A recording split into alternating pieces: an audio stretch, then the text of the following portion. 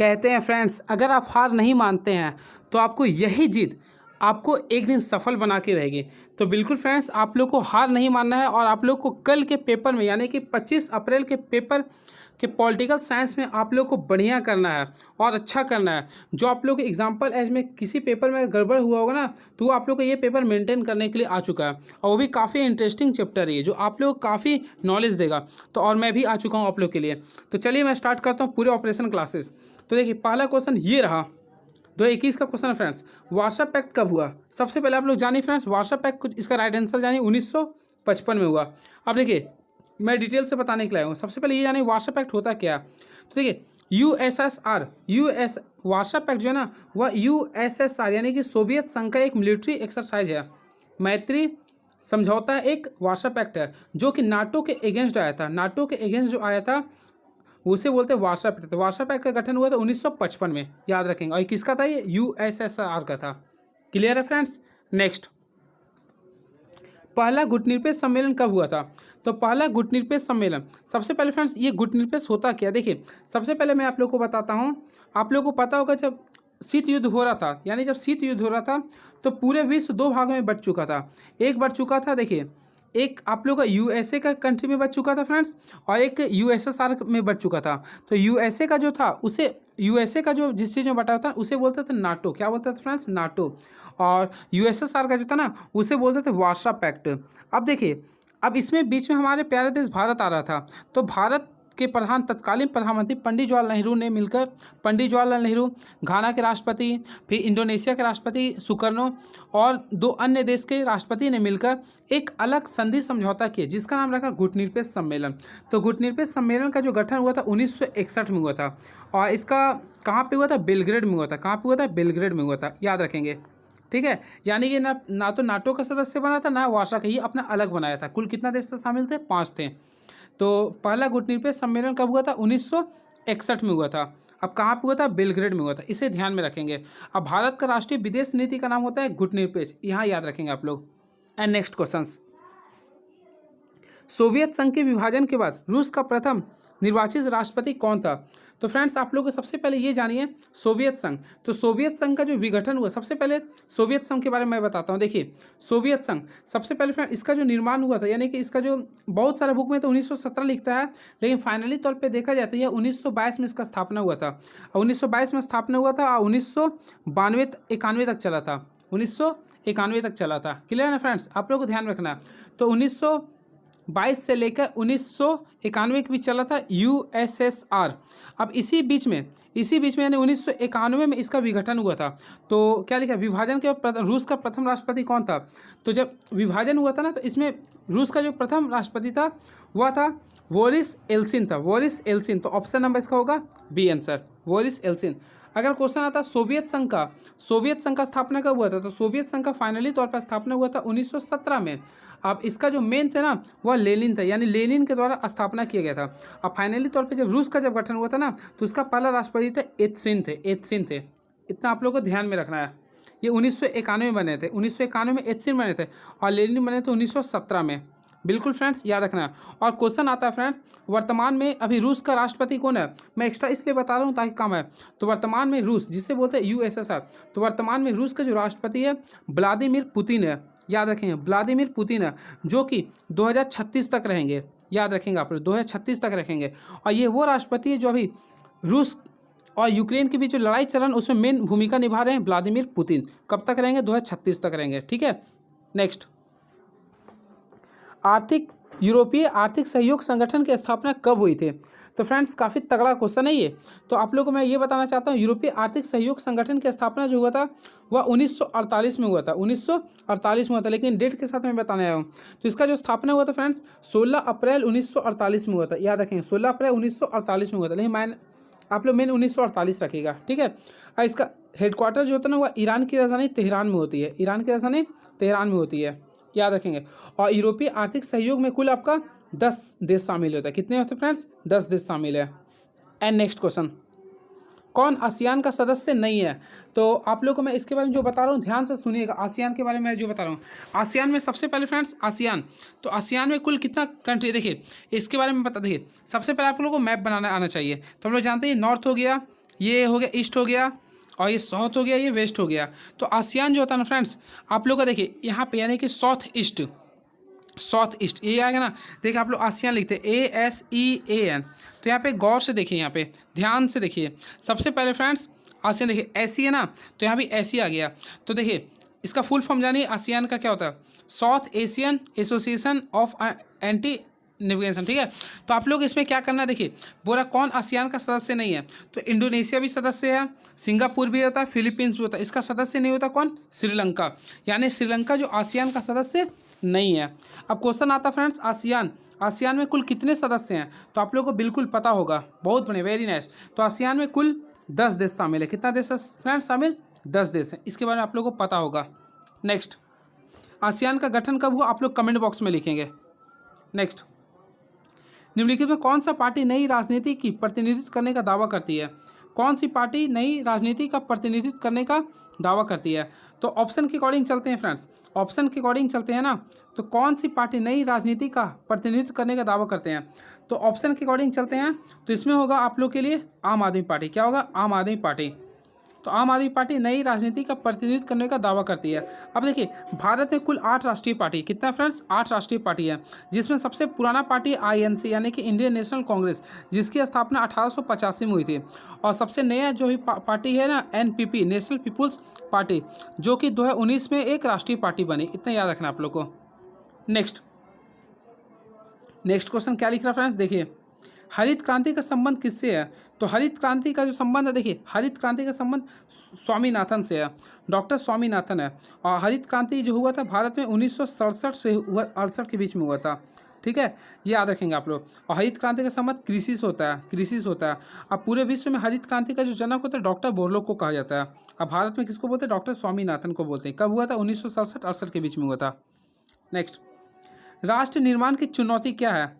तो सबसे पहले फ्रेंड्स राष्ट्र निर्माण की जो चुनौती होती है, यानी कि इसमें आप लोगों को ध्यान ये रखना फ्रेंड्स, राष्ट्र निर्माण की जो सबसे बड़ी चुनौती जो है, राष्ट्र निर्माण की सबसे बड़ी चुनौती होती है भाषा होती है। क्या होती है फ्रेंड्स, भाषा। क्योंकि भाषा के आधार पे ही देश को अलग किया था। क्योंकि जब भारत का भी जब निर्माण हुआ था तो भाषा के आधार पर ही किया गया था, याद रखेंगे। तो भाषा होता है, क्या होता है, भाषा होता है। नेक्स्ट, संयुक्त राष्ट्र अमेरिका ने साम्यवादी के विस्तार को रोकने के लिए किन सैनिक समझौतों और संगठनों का निर्माण किया था। तो USA ने, आप लोग यानी USA ने साम्यवादी के विस्तार को रोकने और इसे किस संगठन का निर्माण किया था। तो फ्रेंड्स इसका जो राइट आंसर होगा नाटो का, यानी USO का जो साम्यवादी संगठन उसका नाम है नाटो, याद रखेंगे। अब नाटो के बारे में आप लोग को वर्तमान समय जानना बहुत ही जरूरी है। सबसे पहले फ्रेंड्स नाटो का जो गठन हुआ था इसके बारे में आप लोग को जानिए। तो नाटो का जो गठन हुआ था वह 4 अप्रैल, याद रखेंगे मैं जो बता रहा हूँ, नाटो का गठन जो हुआ था वह 4 अप्रैल 1949 को हुआ था। और जब इसका गठन हुआ था ना उसमें कुल इसमें 12 देश थे और अभी कुल 30 देश हैं, याद रखेंगे। और नाटो का आर्टिकल नंबर 5 ये बोलता है, नाटो का आर्टिकल नंबर 5 ये बोलता है ना, अगर आप हमारे यानी कि नाटो में कितना देश है, 30 है। तो इसमें आर्टिकल नंबर 5 ये बोलता है, अगर आप किसी भी यानी कि 30 में से अगर किसी भी देश पर कोई बाहरी देश हमला करता है तो ये 30 देश मिलकर उस पर हमला कर देंगे। ये बोलता है आर्टिकल नंबर 5 नाटो का, याद रखेंगे आप लोग, काफ़ी महत्वपूर्ण है। और इसी वजह के तहत अभी रूस और यूक्रेन के बीच लड़ाई चल रहा है। नेक्स्ट, सोवियत संघ में कितने संघीय गणराज्य थे। तो फ्रेंड्स मैं भी आप लोगों को बताया था, सोवियत संघ में कुल 15 संघीय राज्य थे। कितना थे फ्रेंड्स, कुल 15 थे, ठीक है, याद रखेंगे, याद रखेंगे, काफ़ी महत्वपूर्ण है। इसका जो विघटन हुआ था वह 26 दिसंबर 1991 को हुआ था, 1991 को हुआ था। बहुत ही इंपॉर्टेंट क्वेश्चन है ये। नेक्स्ट, भारत के राष्ट्रपति प्रणब मुखर्जी ने 2 जून 2015 के किस सोवियत देश की यात्रा की थी। तो ये तो काफ़ी महत्वपूर्ण question plus current affairs question है ये। तो इसका जो राइट आंसर होगा फ्रेंड रूस होगा। क्या होगा, रूस होगा। लेकिन इससे आप लोग को भी ध्यान नहीं देना है क्योंकि प्रणब मुखर्जी आप लोग के अब हमारे बीच नहीं रहे, यानी कि प्रणब मुखर्जी का जो डेथ हो चुका है, यानी इसका जो मौत हुआ था 2019 में हुआ था, क्लियर ना। और प्रणब मुखर्जी भारत के सबसे बड़े पुरस्कार यानी भारत रत्न से भी सम्मानित है। और भारत रत्न से अब तक कुल 48 लोग सम्मानित हो चुके हैं, जिसमें से प्रणब मुखर्जी भी शामिल है। इसे 2019 में सम्मानित किया गया था, याद रखेंगे। वैसे अगर आप लोगों के सामने क्वेश्चन आ सकता है ना वर्तमान में, तो भारत के वर्तमान राष्ट्रपति कौन है, तो आप लोग जानते होंगे कौन है, बिल्कुल आप लोग सही बताएं, रामनाथ कोविंद है, याद रखेंगे। और वो भारत का पहला यानी दूसरी दलित राष्ट्रपति है। तो ये भी आप लोगों के सामने क्वेश्चन आ सकता है, जो कि आपका राज्य बिहार से बिलोंग्स करता है, क्वेश्चन ये आ सकता है, ठीक है। नेक्स्ट, और रामनाथ कोविंद इससे पहले बिहार के राज्यपाल भी रह चुके थे। नेक्स्ट, 1969 में कांग्रेस के विभाजन के समय उसका अध्यक्ष कौन था? तो देखिए, कांग्रेस के विभाजन सबसे महत्वपूर्ण जो सबसे पहले तो 1969 में कांग्रेस का विभाजन हुआ था। तो उस समय जो कांग्रेस के जो अध्यक्ष थे फ्रेंड्स, याद रखेंगे, नेजी मिल्लू, देखिए याद रखेंगे, निज लिगम्पला थे, निज लिगम्पला थे, जो कि कांग्रेस के 9वें अध्यक्ष थे, कांग्रेस के 9वें अध्यक्ष थे, ठीक है। ये काफ़ी महत्वपूर्ण क्वेश्चन था ये आप लोगों के सामने, ये याद रखेंगे आप लोगों के सामने, ठीक है। और कांग्रेस का जो पहली बार जो विघटन हुआ था 1907 में हुआ था, 1907 में हुआ था, सूरत अधिवेशन के समय हुआ था, सूरत अधिवेशन में हुआ था। और इसमें गर्म दल और नरम दल में बढ़ गए थे। और इस समय जो अध्यक्ष थे कौन थे, आप लोग कमेंट बॉक्स में लिखेंगे। 1907 के समय कांग्रेस के विभाजन कौन अध्यक्ष थे, तो इसका थे राम बिहारी घोष थे, ठीक है, राम बिहारी घोष थे। और 1969 में जो कांग्रेस का जब विघटन हुआ ना, तो उस समय कांग्रेस का अध्यक्ष कौन थे, निज लिगम्बा, ठीक है, याद रखेंगे। नेक्स्ट, आपातकाल की ज्यादतियों की जांच करने के लिए निम्न में से कौन सा आयोग का गठन किया गया था? तो फ्रेंड्स, आपातकाल सबसे पहले देखिए, आपातकाल जो लगाया था वह 25 जून को लगाया था, यानी कि आप लोगों को पता होगा 25 जून 1975 से 25 जून 1975 से लेकर 21 मार्च 1977 तक 1977 तक आपातकाल लगा था, ठीक है। जो कि आपातकाल की घोषणा की गई थी, किसके द्वारा की गई थी? उस समय के तत्कालीन राष्ट्रपति फखरुद्दीन अली अहमद के द्वारा किया गया था। और उससे प्रधानमंत्री कौन थे? इंदिरा गांधी, ठीक है ना। और आर्टिकल नंबर 352 के तहत लगाया गया था। तो लेकिन कौन सा कमेटी बोल रहा? तो फ्रेंड, शाह कमेटी के आधार पर लगाया गया था। किस कमेटी के आधार पर लगाया था? शाह कमेटी के आधार पर। और ये कब इसका नियुक्त किया था? 26 मई 1977 को नियुक्त किया गया था, याद रखेंगे, ठीक है। कौन सी कमेटी था? शाह कमेटी। लेकिन फ्रेंड्स, यहाँ पे बोला लिब्राहन आयोग, तो लिब्राहन आयोग का संबंध जो था ना अयोध्या विवाद से होता है, अयोध्या विवाद का संबंध होता है आपका लिब्राहन आयोग से, क्लियर है ना। अब बोला कृष्णा आयोग, तो कृष्णा आयोग का संबंध जो था वह मानव अधिकार आयोग से होता है, मानव अधिकार आयोग से होता है, सॉरी, कृष्णा आयोग का संबंध जो होता है मुंबई सीरियल बम विस्फोट से है। नेक्स्ट, मानवाधिकार आयोग तो आप लोग जानते होंगे, यानी इसका स्थापना कब हुआ था? 1993 में हुआ था, ठीक है। यानी सभी बच्चों को समान अधिकार देना, ये होता है। तो इसका राइट आंसर क्या था? शाह आयोग। नेक्स्ट, अब तक भारत में कुल कितने बार आपातकाल लग चुके हैं? आप लोग कमेंट बॉक्स में लिख सकते हैं इसका। वैसे 3 बार लगा था, मैं बता देता हूँ। 1900 सबसे पहले लगा था फ्रेंड्स, 1962 में लगा था चीन के युद्ध के समय, फिर 1971 में लगा था, फिर 1975 में लगा था, याद रखेंगे। नेक्स्ट, 1952 से लेकर 1967 के बीच भारतीय राजनीति में किस पार्टी का वर्चस्व रहा? तो 1952 से लेकर 1967 के बीच में भारतीय राष्ट्रीय कांग्रेस का रहा था। किसका रहा था फ्रेंड्स? कांग्रेस का रहा था। अब 1980 के बाद भारतीय राष्ट्रीय भाजपा का आ गया था, जनता दल। नेक्स्ट, कौन सा रेखा भारत और बांग्लादेश के बीच सीमा निर्धारण करता है? तो बांग्लादेश के बीच में, तो फ्रेंड्स इसमें देखिए सबसे पहले डूरन लाइन, तो डूरन लाइन जानते होंगे। देखिए डूरन लाइन जो होता है ना, वह अफगानिस्तान और पाकिस्तान के बीच होता है। मैकमोहन भारत और चीन के बीच में होता है, जिसकी स्थापना 1914 में हुआ था, भारत और चीन के बीच। रेड क्लिफ भारत और पाकिस्तान के बीच, जो कि 1947 में गठन हुआ था। तो ऑप्शन के अकॉर्डिंग होगा इनमें से कोई नहीं। भारत और बांग्लादेश के बीच कोई भी सीमा निर्धारित नहीं है। नेक्स्ट, अगर क्वेश्चन आता ना कि बांग्लादेश भारत की सीमा से कुल कितने किलोमीटर स्पर्श करता है, तो याद रखेंगे सबसे ज़्यादा 4096, यानी कि 4096 किलोमीटर स्क्वायर स्पर्श करता है।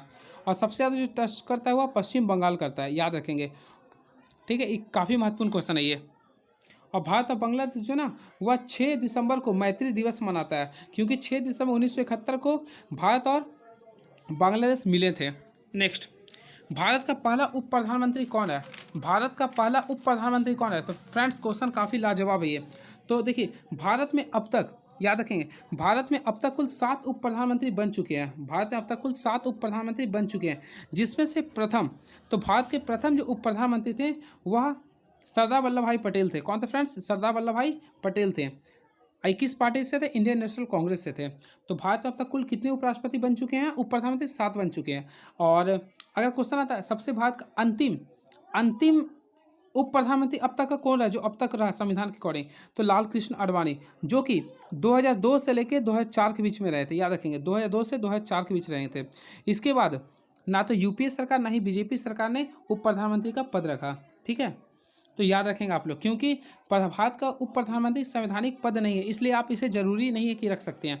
तो भारत में अब तक कुल 7 उप प्रधानमंत्री रह चुके हैं, जिसमें से पहला तो कौन थे, सरदार वल्लभ भाई पटेल थे, और अंतिम को थे लाल कृष्ण आडवाणी। कब तक लास्ट रहा था, 2004 तक रहा था, याद रखेंगे आप लोग। नेक्स्ट, संयुक्त प्रगतिशील गठबंधन का नेतृत्व किस पार्टी द्वारा किया जाता है? तो देखिए सबसे पहले फ्रेंड्स इसका हिंदी देखिए, इंग्लिश देखिए, यूनाइटेड प्रोग्रेसिव अलायंस, इसे हम लोग शॉर्टकट में बोलते हैं यूपीए। आप लोग अब जान गए यूपीए क्या होता है। तो यूपीए जो होता है ना, यूनाइटेड प्रोग्रेसिव अलायंस होता है। तो ये जो है ना आप लोगों का कांग्रेस का होता है, यानी कि कांग्रेस का जो गठबंधन पार्टी है ना उसे बोलता है यूपीए। जिस प्रकार देखिए एक होता है एनडीए, तो एनडीए का जो होता है ना वह बीजेपी का होता है, लेकिन यूपीए जो होता है वह कांग्रेस का होता है। ठीक है, अब देखिए क्वेश्चन आता है ना कि यूपीए का स्थापना कब हुआ था। तो यूपीए का स्थापना हुआ था 2004 में हुआ था। क्लियर ना, याद रखेंगे। तो क्या बोला फ्रेंड्स, क्या लिखा, यानी यूपीए का किस पार्टी द्वारा किया जाता? तो कांग्रेस पार्टी के द्वारा। अगर बोलता एनडीए का तो बीजेपी के द्वारा, याद रखेंगे आप लोग। नेक्स्ट, मंडल आयोग की सिफारिशों को 1990 में किस प्रधानमंत्री ने लागू किया था? अब तक का सबसे महत्वपूर्ण क्वेश्चन। तो देखिए सबसे पहले फ्रेंड्स आप लोगों को याद रखना, मंडल आयोग कब लागू हुआ था? तो 1990 में लागू हुआ था। कब हुआ था? 1990 में। अब इसके बाद सुनिएगा, मंडल आयोग 1990 में तत्कालीन जनता पार्टी की सरकार द्वारा स्थापित किया गया था। इस आयोग का कार्य क्षेत्र सामाजिक एवं आर्थिक रूप से पिछड़े का पहचान करना था, यानी कि जो समाज में पिछड़े लोग रहते थे, यानी पिछड़े जनजाति थे ना, उससे थे ये। और इसमें जो मेन प्रधानमंत्री का जो कार्य किए थे विश्वनाथ प्रताप सिंह किए थे, विश्वनाथ प्रताप सिंह किए थे। तो किस प्रधानमंत्री ने लागू किया था? तो विश्व प्रताप, वीपी, यानी कि इसका फुल फॉर्म होता है वीपी सिंह का होता है विश्वनाथ प्रताप सिंह, जो कि भारत के 7वें प्रधानमंत्री रह चुके थे। याद रखेंगे मंडल आयोग। ठीक है, विश्वनाथ प्रताप सिंह। नेक्स्ट, आपातकाल के दौरान नवनिर्वाचित आंदोलन का नेतृत्व किसने किया था? तो फ्रेंड्स याद रखेंगे, नवनिर्वाचित आंदोलन का नेतृत्व जो किया गया था वह जयप्रकाश नारायण के द्वारा किया गया था। आपातकाल के दौरान नवनिर्वाचित आंदोलन का जो गठन किया गया था वह जयप्रकाश नारायण के किया गया था। ठीक है, और ये जो हुआ था 1975 में हुआ था। अब आप लोग को बताता हूँ मैं आपातकाल। सबसे पहले देखिए आपातकाल जो लिया गया ना वह जर्मनी के संविधान से लिया गया। और आपातकाल जो होता है ना, भारत में 3 प्रकार के आपातकाल होते हैं। एक होता है आर्टिकल नंबर 352 के तहत, एक होता है 356 के तहत, एक होता है 360 के तहत। तो 352 के तहत जो होता है ना वह राष्ट्रीय होते हैं, जो कि अब तक भारत में कुल 3 बार लग चुके हैं। कितने बार लग चुके हैं फ्रेंड्स? 3 बार। एक लगा था 1962 में, जो कि चीन युद्ध के कारण लगा था। फिर एक हुआ था 1971 में, जो कि भारत और पाकिस्तान युद्ध के कारण लगा था। और एक हुआ था फ्रेंड्स 1975 में, जो कि अशांति के कारण लगा था। याद रखेंगे 1975 में जो लगा था ना वह अशांति के कारण लगा था। इंदिरा गांधी ने लगवाया था, फखरुद्दीन खान उस समय थे राष्ट्रपति। और आर्टिकल नंबर 356 के तहत राष्ट्रीय आपातकाल लगते हैं, यानी कि जो राज्य में आपातकाल लगता है ना राष्ट्रपति शासन, वो लगते हैं। याद रखें, सबसे पहले पंजाब में लगा था, पंजाब राज्य में सबसे पहले राष्ट्रपति शासन लगा था। और सबसे लंबे समय के लिए जो लगा हुआ जम्मू कश्मीर में लगा, 1990 से लेकर 1996 के बीच में लगा था। याद रखेंगे आप लोग इतना। और वित्तीय आपातकाल जो कि आर्टिकल नंबर 360 से संबंधित है वो आज तक भारत में नहीं लगा।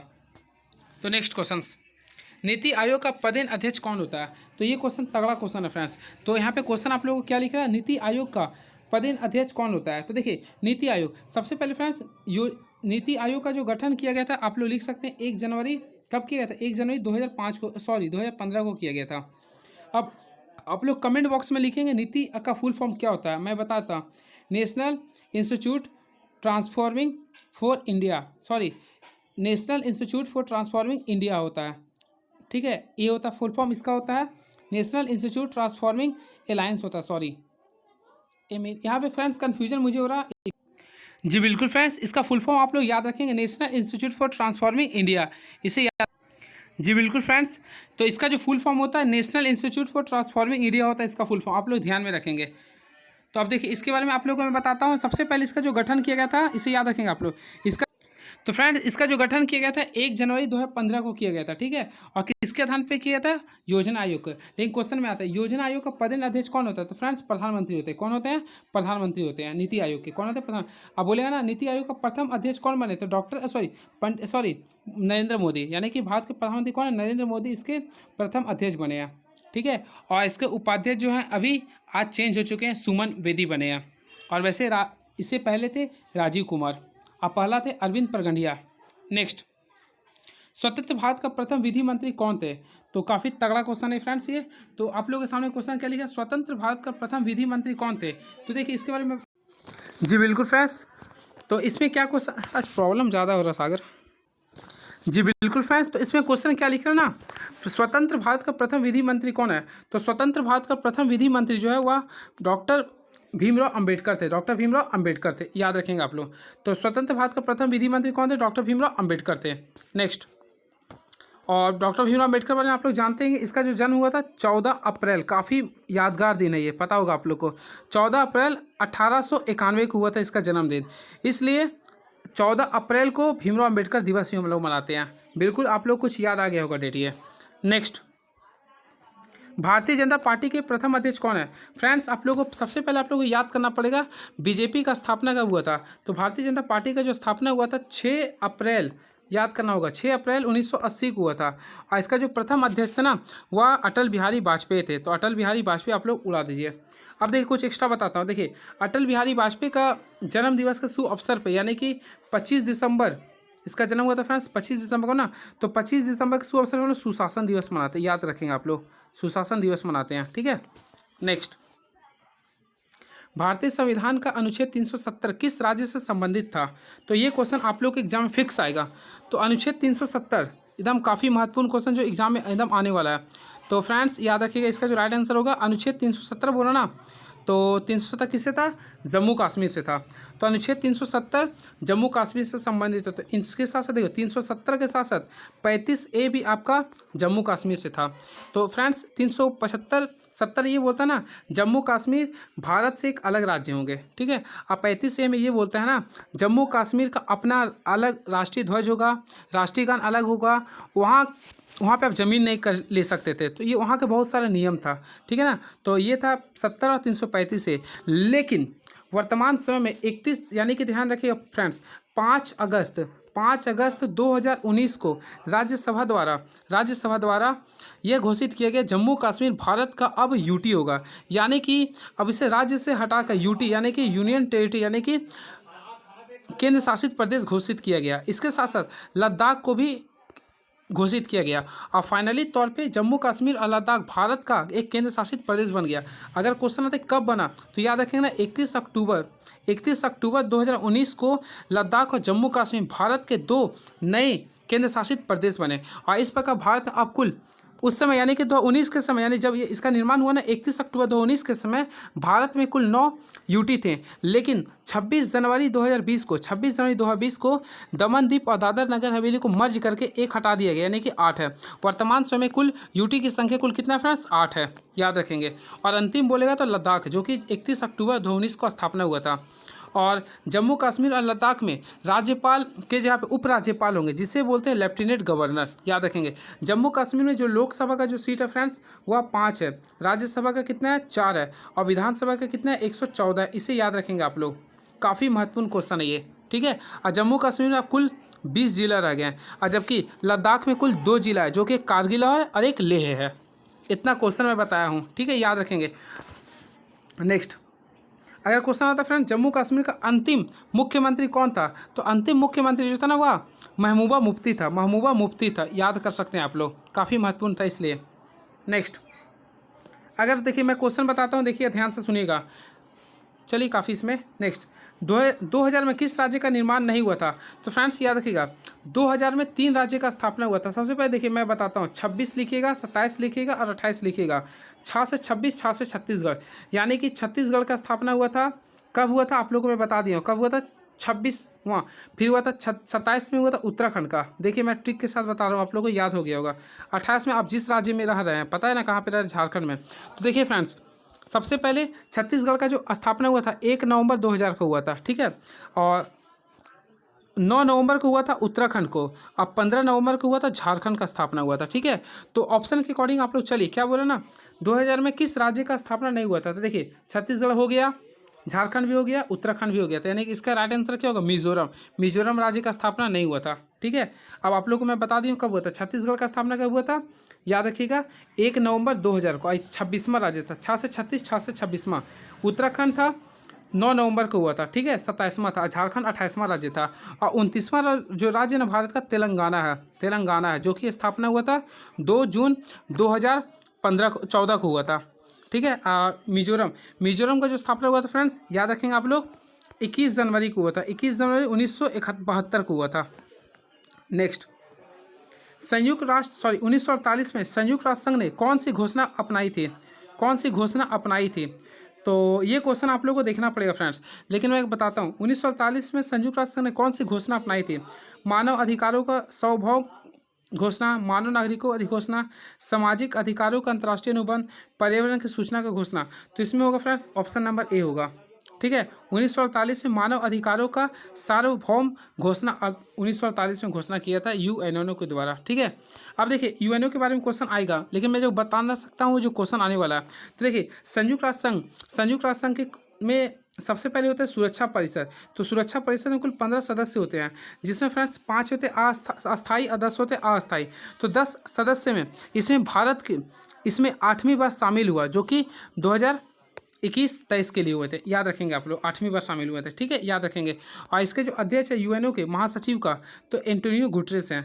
और इसमें याद रखें, और इसका जो महासचिव यानी कि इसके महासभा का जो अध्यक्ष बना गया वह अभी बनाया गया मालदीव के राष्ट्रपति यानी कि अब्दुल्ला शहीद को बनाया गया। नेक्स्ट, और यूएनओ का जो भाषा होता है वह 5 भाषा होता है। आप लोग को पता होगा, फ्रेश अचार याद कर सकते हैं, फ्रेश अचार। देखिए मैं लैंग्वेज बता रहा हूँ, फ्रेश अचार खाते होंगे ना अचार, बिल्कुल। तो फ्रेश अचार तो फास्ट होगा फ्रेंच, स्वीडिश, अरबी, अंग्रेजी, 4 से चाइनीस और रसियन, ये होता है लैंग्वेज। नेक्स्ट, 9 स्वतंत्र राष्ट्रों को कहा जाता है। तो फ्रेंड्स 9 स्वतंत्र राष्ट्रों को क्या कहा जाता है? देखिए जो 9 स्वतंत्र राष्ट्र है उसको हम लोग बोल सकते हैं विकसित देश बोल सकते हैं। क्या बोल सकते हैं? विकसित देश कहेंगे। नेक्स्ट, सार्वभौमिक संकट कब उत्पन्न हुआ था? तो आप लोग इसका कमेंट बॉक्स में लिखेंगे गूगल से देखकर। ठीक है, इसका आप लोग मैं इंतजार करूंगा। नेक्स्ट, जब 1975 में देश में आपातकाल लागू किया गया था तो उस समय राष्ट्रपति कौन था भारत का? तो मैं बताया था अपना ऑपरेशन है फखरुद्दीन अली अहमद थे। ठीक है, फखरुद्दीन अली अहमद थे। ठीक है, याद रखेंगे। और नीरव संजीव रेड्डी भारत के एक ऐसे राष्ट्रपति हैं जो सबसे कम उम्र बने और बिना निर्वाचित किया। ठीक है, नेक्स्ट,